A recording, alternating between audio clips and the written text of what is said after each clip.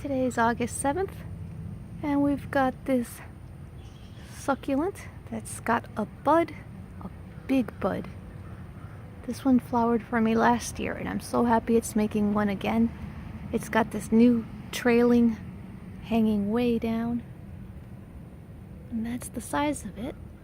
It's so neat, all full of air. And my other Stapelia here, Gigantea, I think, it's getting buds again too. So that'll be really neat to see those open up. I love this guy, so cool. This guy is the one that looks like a vampire squid.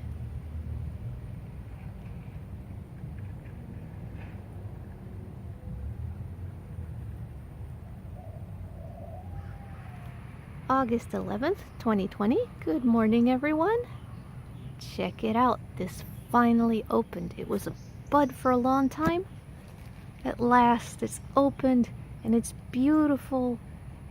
And it reminds me of a vampire squid, the Vampiroteuthis.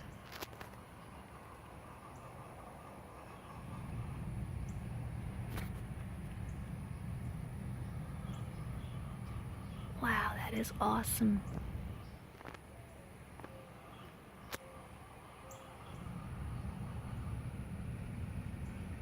I might move it temporarily into some better light so we can get a better view of it. First one this year, this flowered last year.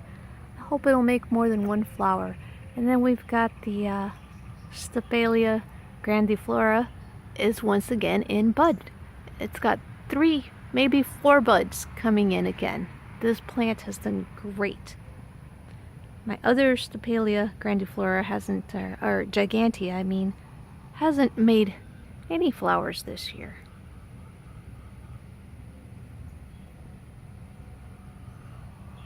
Alright, so I've brought it down here where we can see it a little easier.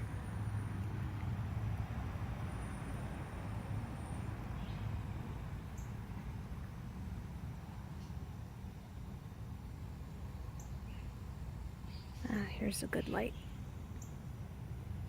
Very beautiful. So cool. And it does smell like death, but once again, you pretty much have to stick your face into it if you're standing. You know, my camera is about 6 inches, 9 inches away from it. I don't smell anything right now, so it's definitely a tolerable plant to have around. It's gorgeous dark red color, so nice. And this is my little plant stand where I've got the yellow one. It's not in bloom at the moment, but it's got I think it has a new bud coming in there.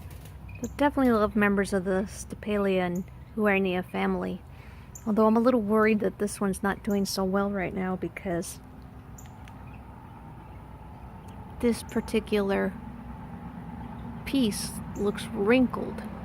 And I've just gotten these nasty bugs. I don't know what they are. I'm going to have to spray with something, figure out. If anybody knows what these little shield looking things are, I'm sure they are sucking the life out of my poor plant.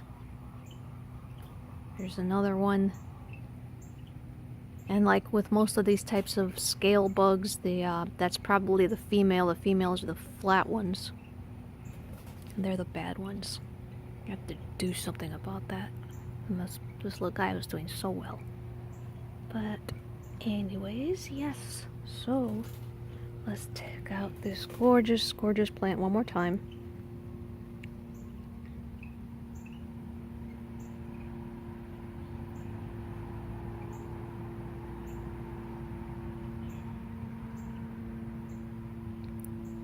Yeah, you guys can see if I put a picture there of why I think this looks like a vampire squid from the deep sea. And just another little info. This tall cactus is the one that Chris dug up for me in that video about finding wild cactuses in my own yard. It's gotten so much bigger. It used to be shorter than the stake that was holding it up there, so it used to be about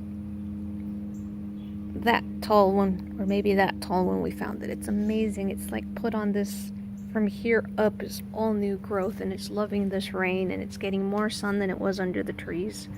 So you can tell that the very bottom is really thin.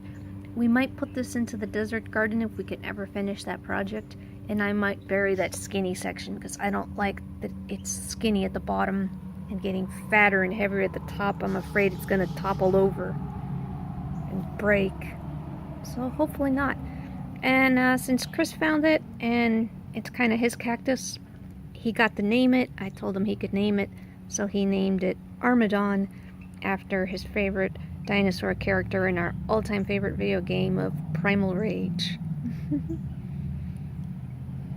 Alright, hope you guys liked that short update and seeing how the flower changed in just a few days. Okay, Des signing off.